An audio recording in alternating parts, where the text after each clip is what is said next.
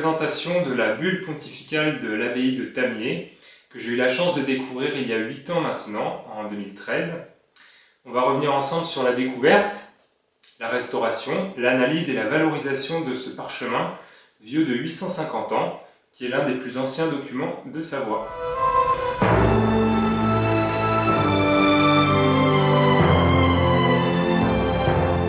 C'est le 10 mai 2013 que la découverte a été faite dans l'étude notariale du village de Grésy-sur-Isère, entre Albertville et Chambéry, en Savoie.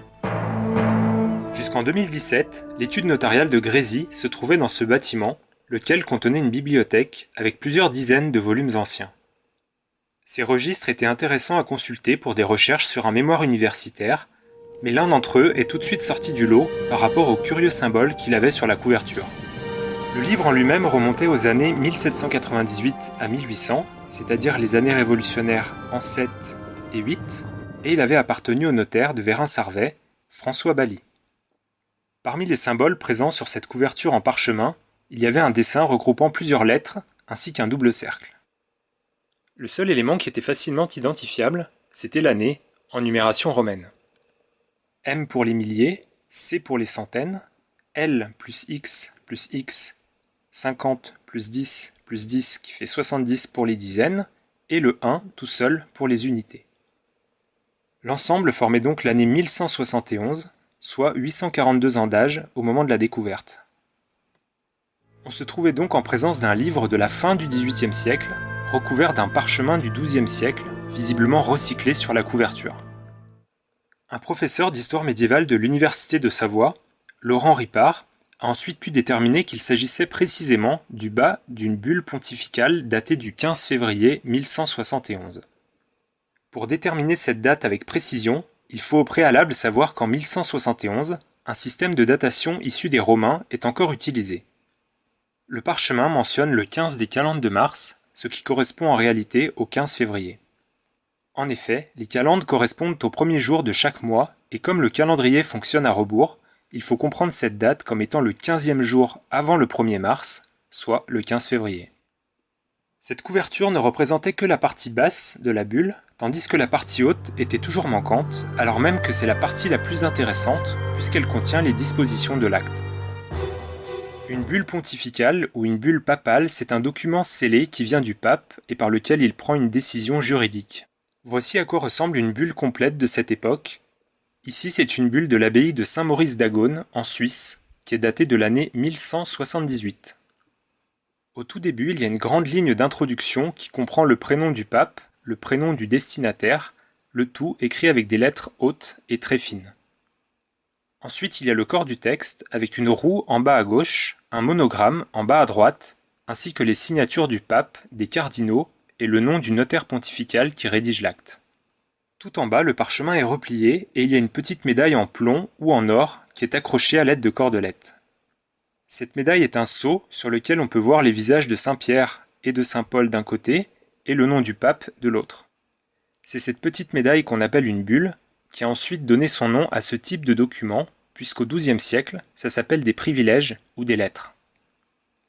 Les premières recherches effectuées dans des livres et sur Internet à l'aide de la date précise du 15 février 1171 ont permis de montrer qu'il avait existé 2 bulles avec cette même date. L'une était adressée à l'abbaye de Tamier au sujet de ses granges, et l'autre à l'archevêque de Moutier, Pierre II de Tarentaise, décédé en 1174, mais qui avait aussi été le premier abbé de l'abbaye de Tamier au moment de sa fondation en 1132. Que ce soit pour Tamier ou Moutier, dans tous les cas, on est dans le département de la Savoie, à quelques dizaines de kilomètres du lieu de la découverte. Il restait donc à savoir si cette bulle retrouvée en couverture du livre était celle de Tamier ou celle de Moutier.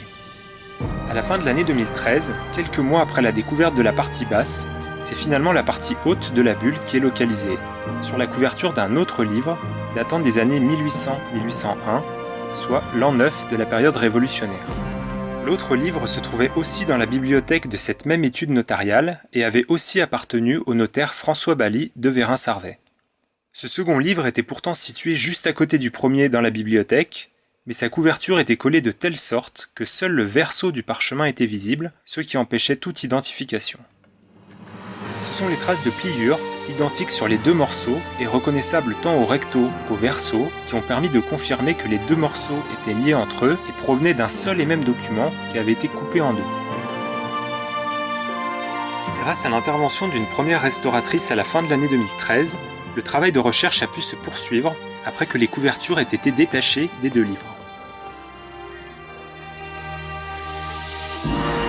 Quelques mots sont apparus sur le morceau du bas, ainsi qu'une partie d'un texte ancien qui est cependant d'aspect plus récent que le XIIe siècle. Sur le morceau du haut est apparu un mot composé de fines lettres, très élancées, caractéristique de la première ligne des bulles de cette époque. Il s'agit du mot stamedei, qui veut dire tamier en latin. La présence de ce mot stamedei sur la première ligne permet de confirmer que la bulle retrouvée à Grésy-sur-Isère s'adressait bien à l'abbaye de Tamier et non pas à l'archevêque Pierre de Tarentaise de Moutier. Toujours sur la couverture du haut, une référence était inscrite mais difficilement lisible. Grâce à la lumière ultraviolette, on a pu s'apercevoir qu'il s'agissait d'une référence d'inventaire, Tamier numéro 102. On retrouve ce même genre de référence sur d'autres documents anciens de l'abbaye de Tamier, comme sur cette bulle de 1454, conservée aux archives de Turin, en Italie. Enfin, un inventaire de tous les anciens titres et documents de l'abbaye de Tamier avait été effectué dès 1650, à l'époque de l'abbé François-Nicolas de la Forêt de Saumon. Après consultation de cet inventaire, on retrouve bien la mention de la bulle du pape Alexandre III, datée du 15 février 1171. Vu l'intérêt historique de connaître le contenu du texte, une restauration complète a été effectuée par Chloé Pédousseau, restauratrice à Oyonnax, dans l'Ain.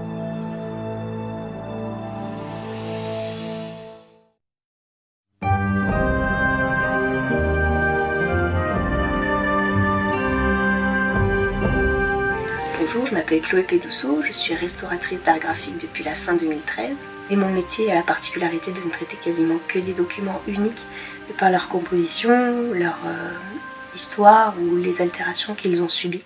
Donc il faut savoir que le parchemin est un matériau très sensible, il s'agit de peau comme la nôtre, donc elle est très sensible à l'hygrométrie, à la température, à l'humidité.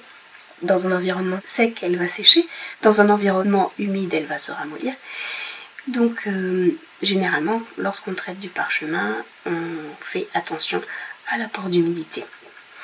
Donc là, comme j'avais le parchemin, ensuite la colle, ensuite le carton, ce qui devait être retiré pour pouvoir désolidariser le carton du parchemin, c'était la colle, mais du coup difficilement accessible, puisque d'un côté j'avais le carton et de l'autre le parchemin. Si je faisais un apport d'humidité sous chambre d'humidification, j'aurais ramolli peut-être parchemin et carton, mais il aurait fallu une humidification plus longue et plus profonde pour atteindre la colle. Donc j'ai préféré proposer de gratter le carton qui n'avait aucune valeur esthétique ni historique, et j'ai donc petit à petit gratté mécaniquement au scalpel à l'aide de coton imbibé d'eau déminéralisée le carton. Et ensuite, une fois le carton enlevé, j'ai traité la colle de la même manière, et en enlevant la colle, nous sommes arrivés au texte. Au fur et à mesure de la restauration, les mots et les lettres réapparaissent les uns après les autres. Au niveau de la première ligne de la bulle, on voit ainsi réapparaître le prénom du pape, Alexandre, le prénom de l'abbé de l'abbaye de Tamier à cette époque-là, Pierre, et à nouveau le nom de Tamier en latin, Stamedei. Les traces marron qu'on voit sur la partie centrale de la couverture correspondent à de la colle de peau de lapin ou de la colle d'os séchée qui était appliquée pour que le parchemin tienne sur le dos du livre. Il y a une odeur particulière qui se dégage au moment où cette colle est humidifiée et retirée. Les ficelles visibles sur cette image sont les nerfs du livre qui étaient passés dans le carton et qui permettaient à l'ensemble du volume de se tenir. Au moment de la découverte de la deuxième couverture, qui correspond à la partie haute de la bulle, des couches supplémentaires ont été détectées. La restauration a permis de voir qu'il ne s'agissait pas d'autres morceaux de parchemin, mais de simples couches de carton. Donc une fois le texte retrouvé, j'ai procédé à une relaxation du parchemin à l'aide d'une humidification contrôlée sous Gore-Tex, le même Gore-Tex que celui que nous avons dans nos vestes de montagne, qui transforme l'eau en vapeur. Ça permet d'apporter une humidification lente sans mouiller le document. Et suite à cette relaxation, j'ai mis sous poids et non sous presse, car le parchemin ne supporte pas la mise sous presse. Le parchemin, entre buvard et feutre pendant minimum 1 mois. Les 2 morceaux restaurés se réassemblent pour former un grand parchemin de 67 cm de hauteur pour 57 cm de largeur. On voit que la partie haute a été un peu plus coupée que la partie basse, cependant il ne manque quasiment pas de lettres ni de mots sur l'ensemble du texte. Au total, ce texte se compose d'une ligne d'introduction et ensuite de 25 autres lignes d'écriture juste en dessous. La dernière fois que ce texte avait vu la lumière du jour, c'était pendant la période révolutionnaire. Il a cependant très bien résisté, puisque les lettres et les mots sont parfaitement lisibles.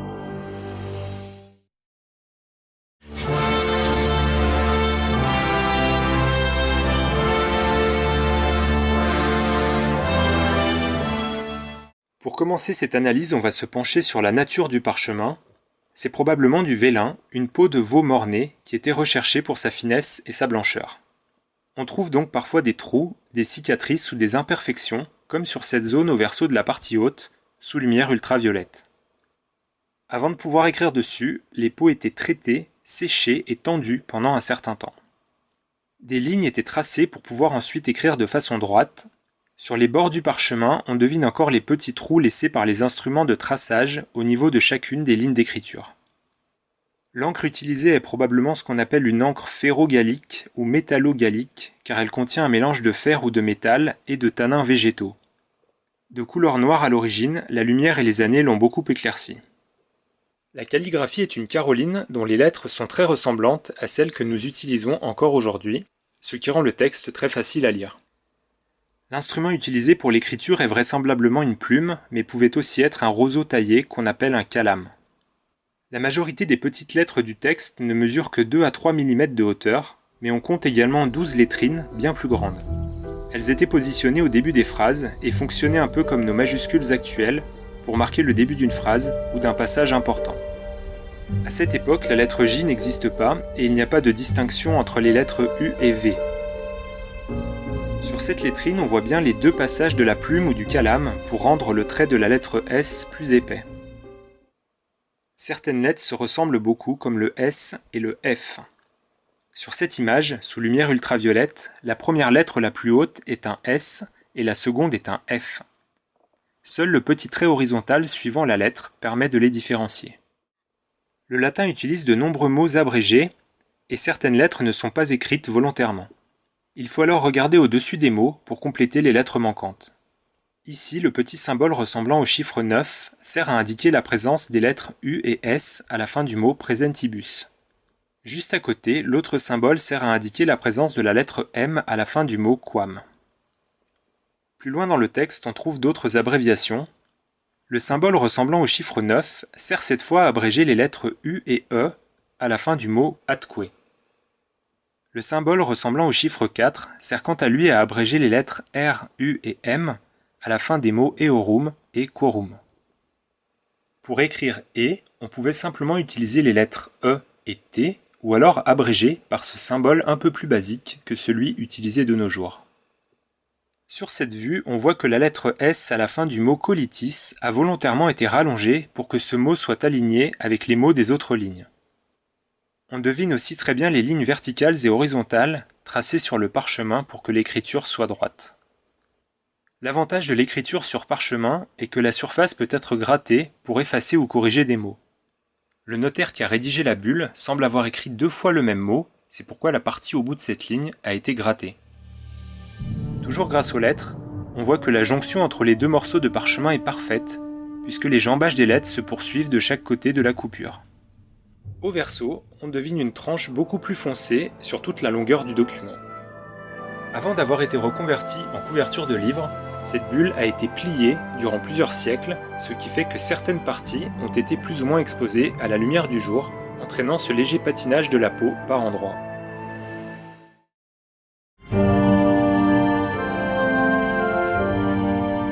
On va maintenant pouvoir analyser le texte en lui-même. Sur la première ligne, une bulle pontificale débute toujours par le prénom du pape, ici Alexander. Né Orlando ou Rolando Bandinelli à Sienne vers 1105, Alexandre III est le 170e pape entre 1159 et 1181. La première lettre de son prénom devait être une grande lettrine comme sur la bulle de Saint-Maurice d'Agone, mais elle a en grande partie disparu, sans doute au moment où le parchemin était taillé pour recouvrir le livre. Le pape s'adresse à l'abbé de Tamiers, dont le nom était Petro en latin. Il s'agit de Pierre de Saint-Genis, qui était devenu abbé depuis peu et qu'il est resté jusqu'en 1207. Sous lumière ultraviolette, on retrouve le nom de Tamiers en latin, Stamedei, qui était le seul mot de la première ligne visible avant la restauration du parchemin. La première ligne des bulles pontificales se termine par la formule In Perpetuum, abrégée par les lettres INPPM, se traduisant par à perpétuité ou pour toujours. Le pape place le monastère de Tamiers sous sa protection et sous celle de Saint-Pierre, Beati Petri en latin. Il évoque la règle de Saint Benoît, Beati Benedicti Regulam, qui devra être observée jusqu'à la fin des temps. Il est aussi rappelé que cette abbaye a été fondée par des frères cisterciens. À travers cette bulle, l'abbaye se voit confirmer la propriété de ses bâtiments, à commencer par le lieu où le monastère est situé. Il est aussi question de 10 granges exploitées par l'abbaye. 3 d'entre elles se situaient dans l'actuel département de la Haute-Savoie, 5 en Savoie et 2 en Isère. Les recherches de Christian Regat, historien spécialisé de Tamiers, nous permettent d'en savoir plus sur ces granges. La première citée dans la bulle est la grange de Bellossier. Elle se situe aux Olières en Haute-Savoie et non pas à Alex où il existe un autre endroit aussi appelé Bellossier. Ce nom évoque un lieu produisant des bellos, c'est-à-dire des prunes en patois. On sait que ce domaine existait déjà bien avant l'année 1132, date à laquelle les moines l'ont reçu du comte Amédée Ier de Genève. On trouve ensuite le cellier de Glières qui pouvait se situer soit à Doussard, soit à Faverges en Haute-Savoie, mais on pense que c'est plutôt Faverges. L'endroit était en effet plus vaste à Faverges qu'à Doussard pour le développement d'une grange. Le nom de Glières indique par ailleurs un sol de gravier ou sablonneux, souvent inondé. Tournon en Savoie est la seule localité citée dans la bulle dont le nom n'est pas écrit en entier, puisque la fin se situe dans la partie manquante du parchemin qui a été coupée. Il n'y a cependant pas de doute possible sur la localité, il s'agit bien de la grange et du cellier de Tournon. Le bâtiment visible aujourd'hui est celui construit au XVIIe siècle, mais celui d'origine se présentait comme une maison forte avec une tour carrée. La différence entre une grange et un cellier, c'est que le cellier est réservé à la vigne et au vin. Montilionis est la seule localité qui est encore un peu floue. Il peut s'agir de la grange de la Chagne à Montailleur, en Savoie, ou de la grange de Champagné à Mentonnex-en-Born, en Haute-Savoie. L'abbaye de Tamiers avait des granges dans ces deux localités, mais selon l'étymologie, il s'agirait plutôt de Montailleur que de Mentonnex-en-Born. On sait que la grange de la Chagne à Montailleur était devenue la propriété de l'abbaye 9 ans plus tôt, dès 1162, cédée par Lattard de Chamousset et son fils Gauthier. De plus, on retrouve dans un autre acte de 1190 un personnage appelé Hugo de Montilyonnais qui correspond à Montailleur. Comme Montilyonnais et Montilionis sont deux noms qui se ressemblent, c'est ce qui permet de penser qu'il s'agit de Montailleur en Savoie. La grange du Plot à Groisy est la troisième située en Haute-Savoie. Malgré sa proximité avec la grange de Bellossier, aux Olières, son identification a été rendue compliquée car il a fallu un peu de temps avant de parvenir à déchiffrer les premières lettres du nom. Montis Meliorati correspond à la grange de Montmeillorat à Sainte-Hélène-du-Lac, en Savoie.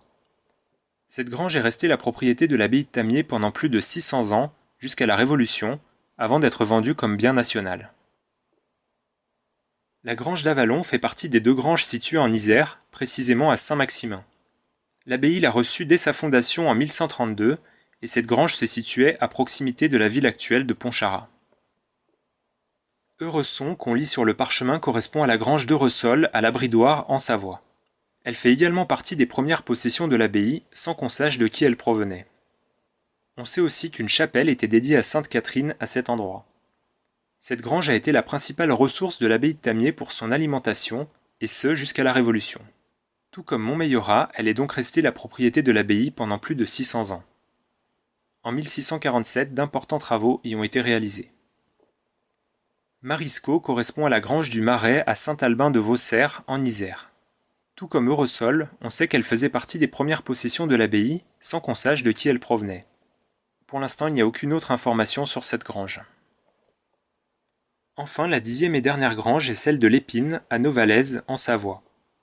Elle fait aussi partie des premières possessions de l'abbaye, sans plus de précision. Tout comme à Eurosol, il y avait une chapelle qui a été démolie à la fin du XIXe siècle et remplacée par un oratoire. Une légende raconte que l'épine tient son nom d'une épine de la Sainte Couronne rapportée de croisade par Guillaume de Montbel au XIIIe siècle. La présence du nom de l'épine dans la bulle en 1171 au XIIe siècle permet de confirmer que le lieu s'appelait déjà l'Épine avant la croisade à laquelle Guillaume de Montbel a participé au siècle suivant. Cette grange de l'Épine est sans doute la mieux conservée parmi toutes les granges citées dans la bulle. Entièrement reconstruite au début du XVIIIe siècle, le bâtiment d'habitation porte la date de 1714. Dans l'inventaire des anciens titres et documents de l'abbaye, on retrouve plusieurs autres mentions de la bulle et des granges. Sur les 10 granges mentionnées sur le parchemin, on n'en retrouve cependant que 4 dans l'inventaire, car ce dernier est malheureusement incomplet. On sait donc qu'à la date du 15 février 1171, soit 39 ans après sa fondation, l'abbaye de Tamiers possédait donc déjà ces 10 granges, mais il y en a eu beaucoup d'autres durant les siècles suivants. Une grande carte a même été réalisée au début du XVIIIe siècle afin de localiser toutes les possessions passées et présentes de l'abbaye sous l'Ancien Régime.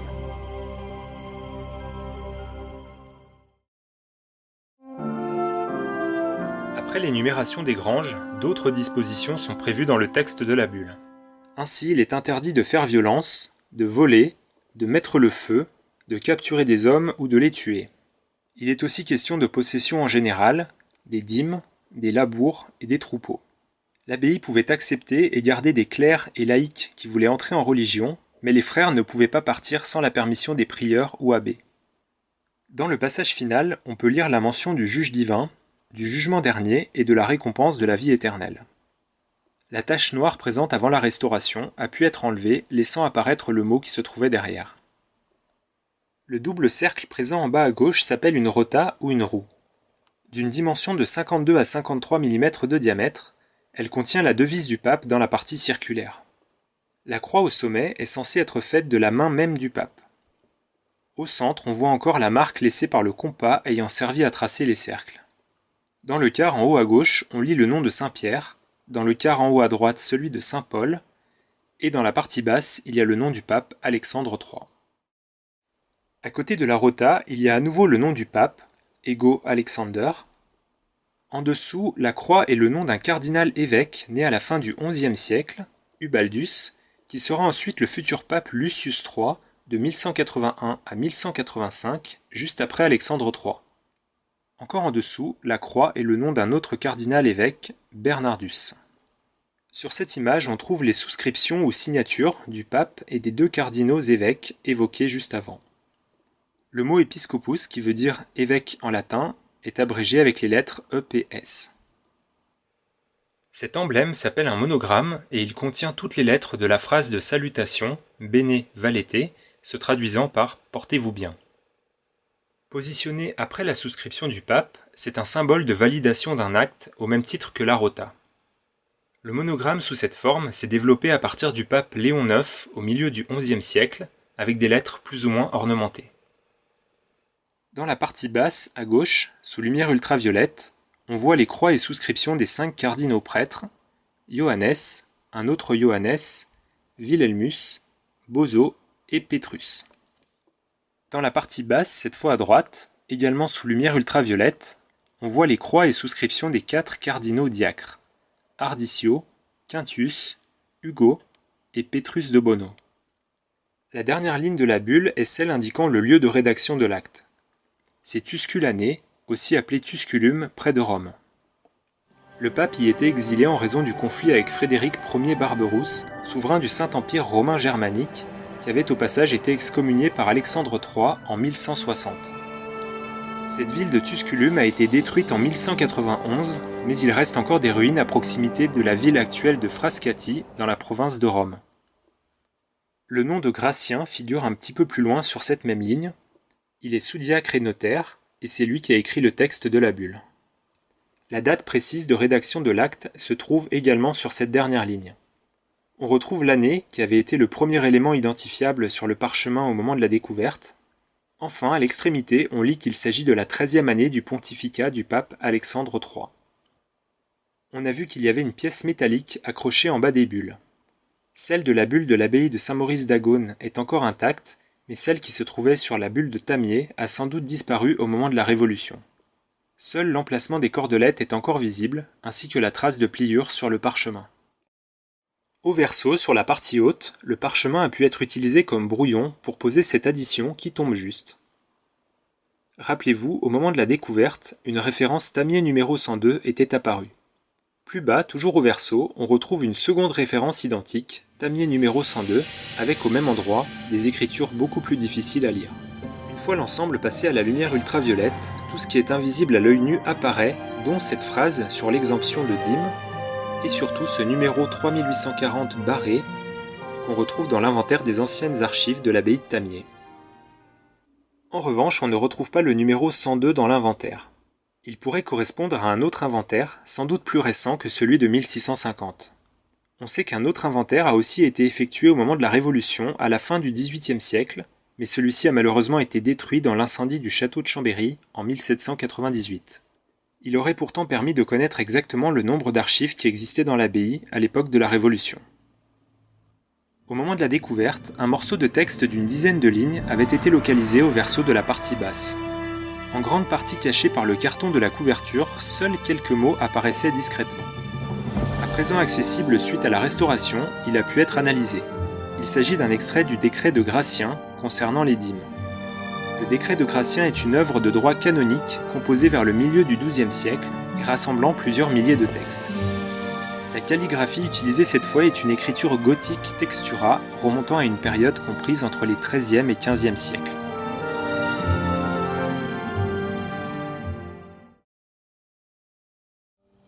La question que tout le monde se pose, c'est de savoir pourquoi et comment ce parchemin qui se trouvait dans l'abbaye de Tamier pendant plus de 600 ans a bien pu se retrouver sur les couvertures de 2 livres anciens chez des notaires pendant plus de 200 ans. Grâce à quelques éléments, il a été possible de reconstituer le parcours précis de cette bulle depuis ses origines jusqu'à nos jours. Déjà, il faut savoir qu'à cette époque, il y a beaucoup de liens et d'influences entre les pouvoirs politiques et religieux. On sait que l'archevêque de Moutier, Pierre II de Tarentaise, qui avait été le premier abbé de Tamier en 1132, a joué un rôle important auprès du pape Alexandre III. Il y a donc sans doute un lien à creuser entre cet archevêque canonisé en 1191, l'abbaye de Tamier, et le fait que 2 bulles du pape Alexandre III concernent à la même date 2 endroits où Pierre II de Tarentaise a eu des fonctions. Au moment où cette bulle arrive à Tamier, le mont Granier n'est pas encore écroulé puisqu'il s'effondre 77 ans plus tard, en 1248. La cathédrale Notre-Dame de Paris est en construction depuis 8 ans seulement. On est 175 ans avant la peste, 260 ans avant Jeanne d'Arc, 320 ans avant Christophe Colomb et 620 ans avant la Révolution française. On se trouve précisément entre la deuxième et la troisième croisade. L'abbaye de Tamier n'a que 39 ans d'existence en 1171 et elle se situe un peu plus bas, au nord-est de l'abbaye actuelle. Dans l'enceinte des murs, il existe encore le plan de la première église dont les fondations ont été rendues visibles suite à des fouilles archéologiques. En 1262, 1273 et 1314, la bulle échappe à plusieurs incendies qui ravagent l'abbaye. Les bâtiments actuels datent de la fin du XVIIe siècle. Ils ont été reconstruits un peu plus haut car les premiers bâtiments étaient trop vétustes pour être réparés.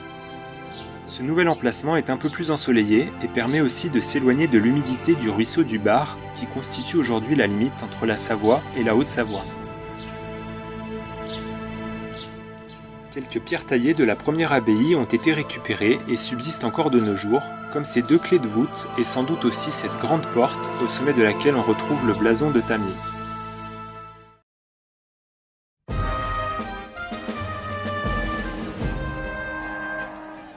Avec la Révolution dès 1793, les très nombreuses archives et la bibliothèque de l'abbaye sont détruites ou dispersées. À l'aide de l'inventaire, on estime qu'en 1650, il devait y avoir environ 2000 titres dans les archives, et la bulle est aujourd'hui l'une des rares encore existantes, mais aussi l'une des plus anciennes de Savoie. L'inventaire qu'on a évoqué est lui-même une redécouverte, puisqu'il est réapparu en 2 parties, en 1929 à Chambéry et en 1936 à Belay, dans l'Ain. Ce contrat de vente de biens nationaux est sans doute le lien entre l'abbaye de Tamier et le notaire François Bally de Vérin-Sarvey. Le 3 Fructidor an 4, ce qui correspond au 20 août 1796, le notaire François Bally rachète des terrains et bâtiments ayant appartenu à l'abbaye de Tamier. Les deux livres sur lesquels la bulle était recyclée en couverture remontent quant à eux aux années 1798 à 1801, soit très peu de temps après. En 1817, le notaire François Bally de Vérin-Sarvey fait son testament. Et en 1818, un codicille qu'il ne peut d'ailleurs pas signer car il a le bras droit paralysé. Par ce codicille, il lègue ses livres à son fils François-Marie Bally, également notaire à Vérin-Sarvey. En 1838, le notaire François-Marie Bally lègue à son tour ses livres à son neveu et homonyme François-Marie Bally, notaire cette fois à Frontenex à partir de 1842. Au moment du décès du notaire François-Marie Bally en 1838, un inventaire des biens est réalisé. Celui-ci évoque alors clairement les livres sur lesquels la bulle est reconvertie en couverture et qui sont désignés comme des volumes cartonnés et reliés. Les deux livres sur lesquels se trouvait la bulle sont ensuite passés de notaire en notaire à Frontenex jusqu'au milieu des années 1950, époque à laquelle l'étude est rattachée à celle de Grésy-sur-Isère, lieu de la découverte en 2013. Depuis sa création au XIIe siècle, la bulle a donc connu 10 siècles différents, du XIIe au XXIe, avant de pouvoir enfin être restaurée, numérisée, étudiée et protégée en 2018.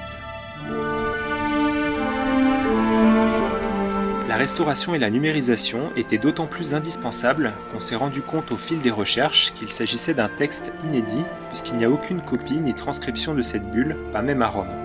Interrogé sur la question, le Vatican a indiqué ne pas conserver les copies des bulles du pape Alexandre III, car les registres ont été perdus dès le XIIIe siècle.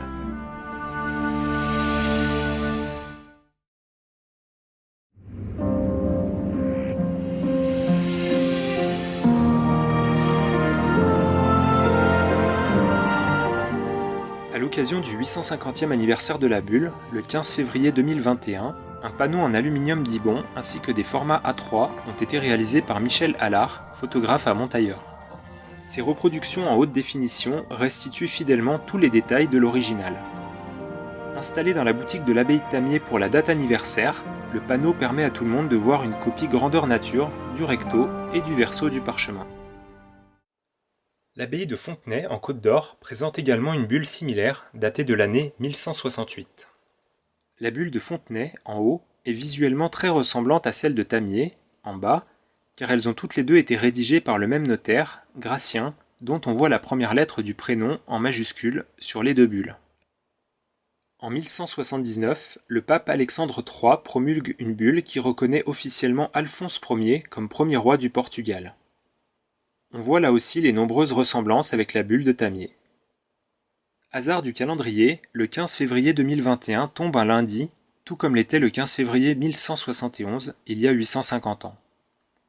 Cependant, malgré la présence de l'année 1171 inscrite sur le parchemin, il y a de plus en plus d'éléments qui indiquent que la bulle daterait en réalité de l'année 1172 et non pas 1171.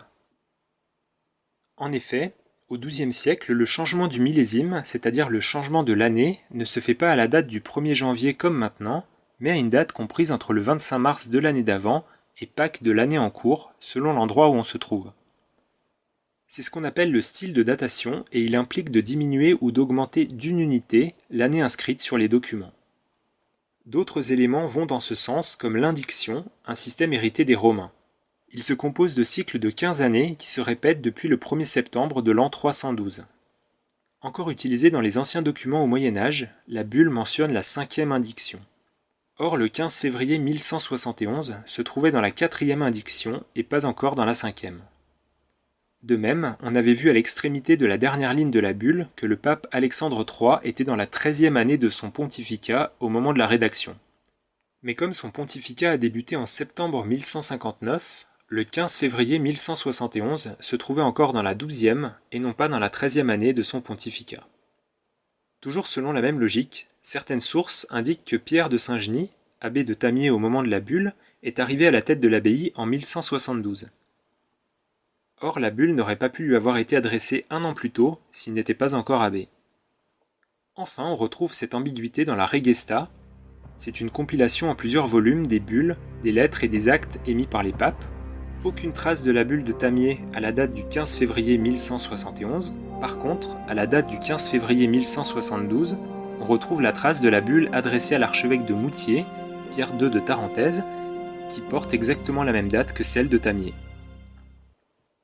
En résumé, la bulle découverte à Grésy comporte l'année 1171, mais au moment où elle a été rédigée, on se trouvait déjà sans doute en 1172, selon notre façon actuelle de comptabiliser les années. La découverte de cette bulle, ça a aussi été l'occasion de se pencher sur le recyclage des parchemins anciens. C'est une pratique qui existait déjà avant la Révolution française, où le parchemin était recherché à la fois pour sa résistance et à la fois pour sa souplesse. Malheureusement, pendant de nombreuses années, ces parchemins qui ont été recyclés sur des livres ont subi des écritures au marqueur indélébile ou au blanc correcteur au moment où les livres étaient versés dans les services d'archives. Et on s'aperçoit au final que dans de nombreux cas, le contenant, c'est-à-dire la couverture du livre, a une valeur historique beaucoup plus importante que le contenu du livre.